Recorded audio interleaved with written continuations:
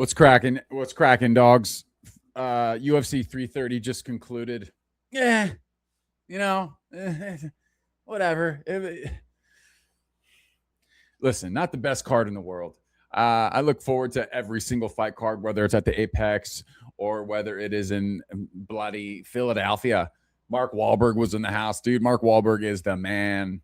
Yeah, I don't know. Coming into this Gary Makachev main event, I was excited until the co-main event. It's like women's MMA, dude. I try to get behind him. Guys, I got a 9-year-old daughter, and I'm like all about girl power, okay? Do hard things, but just women's MMA. I mean, Jillian Robertson. Look, man, she in the buildup, she got me excited for the fight. Listen, her fight promotion, her like pretending there was some beef between her and fucking Mackenzie Dern. There was no real beef there. I feel like in hindsight, Robertson was just sort of trying to create this narrative in her head because she knew she probably had to get angry to win. But Jillian Robertson doesn't have the physical ability to inflict any kind of damage. I mean, on the feet, Dern could have just been like, hit me. Dern could have just like legitimately let Jillian hit her in the face and it wouldn't have really done anything. Like it's shocking. It's also shocking to know that that's like the number one contender. Is there nobody else? Good grief.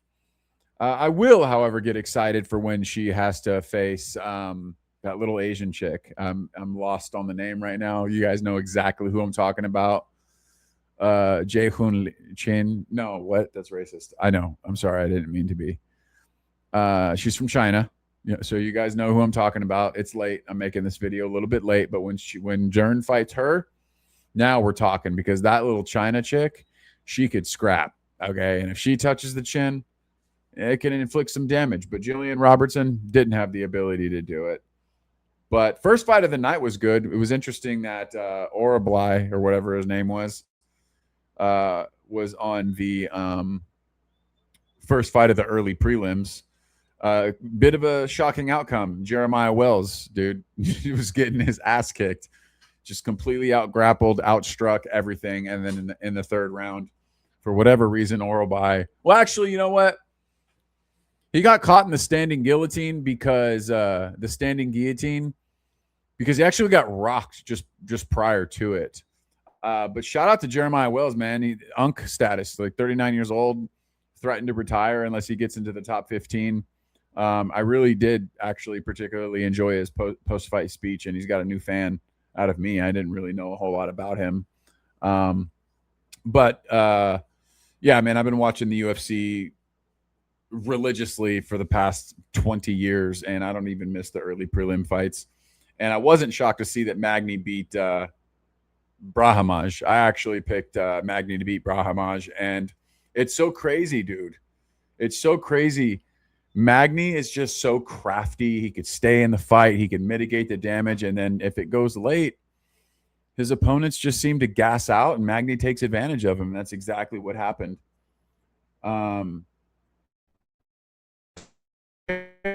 Fernando, oh my God. Dude, Fernando's Muay Thai or his kickboxing skills, unbelievable.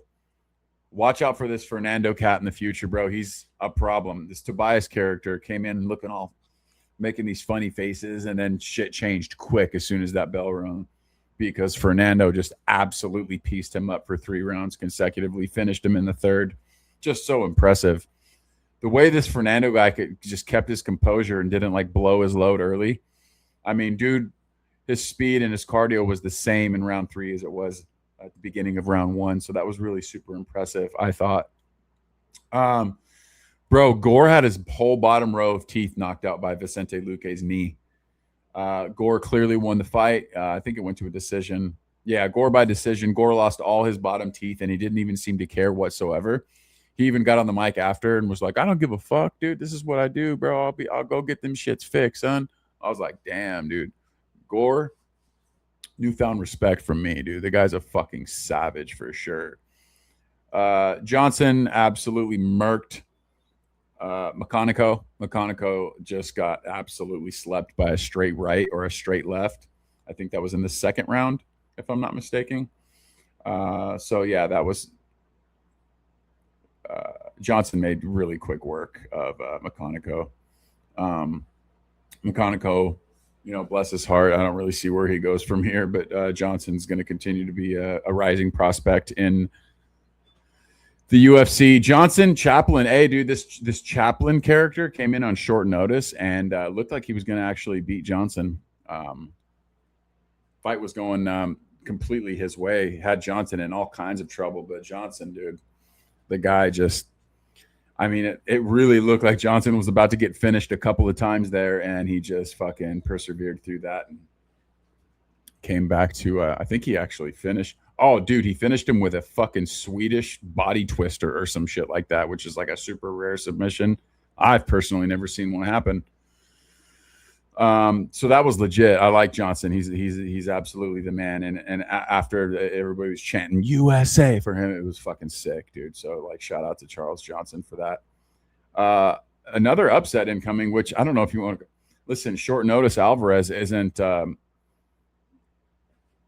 same Alvarez. That or Chidi Njokuani just came in really good form. He was like a 3-1 dog, and Chidi just absolutely pieced him up for 3 rounds, pretty much in short. Barboza, shout out to Barboza.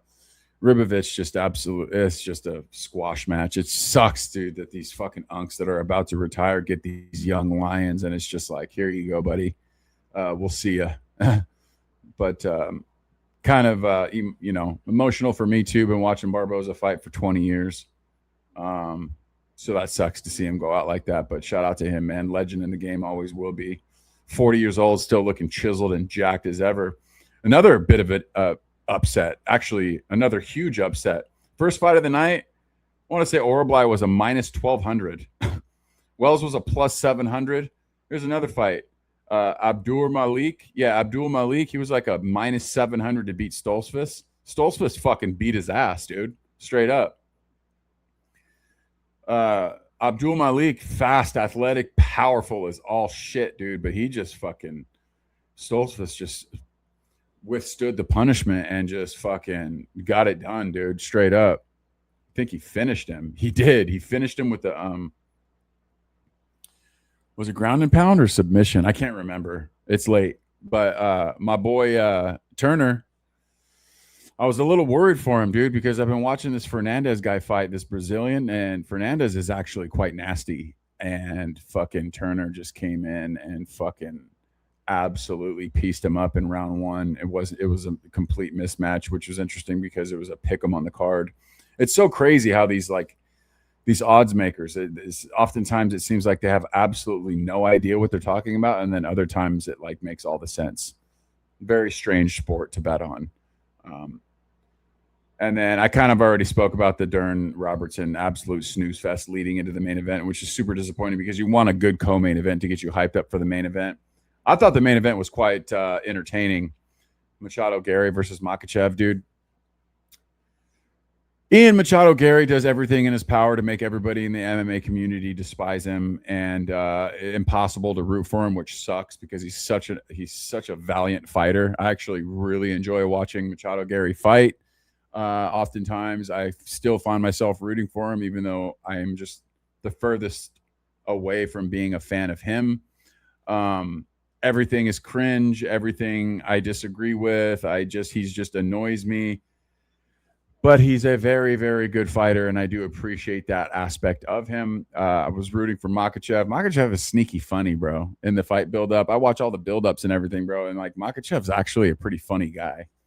And for the first time ever, I was actually rooting for the Dagestani because typically I don't really like their fighting style. And I always tune into the MMA Gurus live fight companions. Guru's not very happy about it. He's not very happy about it at all. I love watching him rage about the fighting style because Guru tells no lies, bro. It's not the most crowd-pleasing style of fight, but one thing that I would like to have said to MMA Guru, even though he's got 27,000 concurring viewers in his chat, so I'll never comment because he'll never see it, is what would you expect Islam to do? I mean, Ian Gary is so rangy and he's so crafty and he's so good on the feet. Like, the only way that Islam could have won that fight is by doing what he did. So I don't blame him, but I could also see where the Guru is a little frustrated at the result. But yeah, that's UFC 330 in a nutshell. I mean, it was an okay card. Didn't put my dick in the dirt, didn't get my rocks off by any stretch of the imagination. But it was still fun. I enjoyed it. After every single card, there's always like a really exciting moment of like who's going to have who next. And, the conversation is that Makhachev might be facing Morales or Makhachev might be facing Prates. And I just don't see anybody beating Makhachev because I feel like if Gary can't beat him, Gary beat Prates and Gary would beat Morales, I think. And if that's the case, if you believe in MMA math, they can't beat Makhachev either. Anyway, that's my take on UFC 330. Hope you guys enjoyed. Like and subscribe. Thank you for watching. And as my homeboy MMA Guru would say, toodle pip. We'll see you later.